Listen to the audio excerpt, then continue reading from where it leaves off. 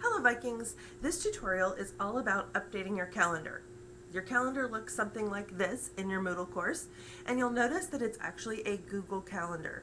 And what you need to do is you need to be able to update this so that for the coming 2-week time period, it has all of your assessments on it so that parents and students will be able to see what's coming up. Okay? Now this tutorial assumes that you have a calendar and that it's embedded in your site. So if you don't have that, you need to get that before we go through this process. All right, so stop right now and go take care of that. Okay, so everybody's ready to go. We're going to update this. The trick is we actually don't update it here. We're going to update it in Google Calendar, and it's going to show up here automatically.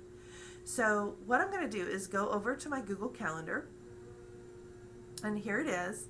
And the trick to Google Calendars is that if you look on the left and you see all the calendars that you have access to, and I have a lot of them, each one has a little square next to it. You can see as I hover over these that the color shows up.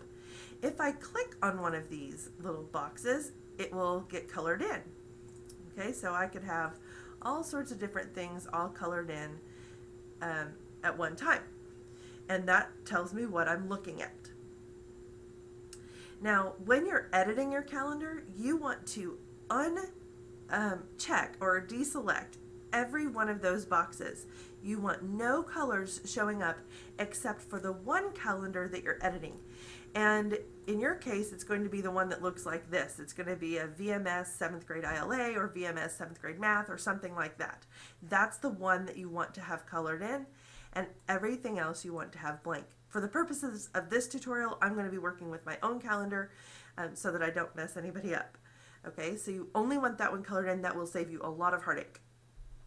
So when you want to add something to the calendar, you can look at this in the day view, the week view, the month view, lots of different options here. I choose the month view because I think that's easiest. And let's say I want to put a test here on Friday the 14th. So all I do is double click on Friday the 14th and I type in here test, right?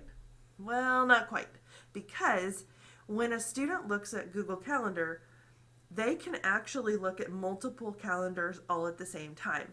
And if all it says is test, they don't know what class that's for. So we have to be more specific. So first thing you want to do is put either on level or pre-AP, if that is applicable. So for example, I might put on level, and then maybe this is a science class. So I'm going to put science, and maybe it's 7th grade, so I'll put 7. And then I'll put test, and then I might even put something a little bit more clarifying, like scientific method. Okay, and that's a good title right there. On level science 7 test, scientific method. I hit save. I don't need to mess with the times or the where or anything like that. All you have to do is enter the name, and here it is. It's on my calendar. If I go back to Moodle now and I refresh that page, you will be able to see that my science test now showed up on my calendar.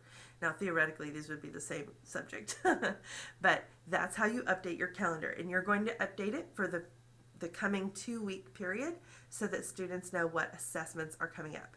So these are quizzes and tests and projects. That's what needs to be on this calendar.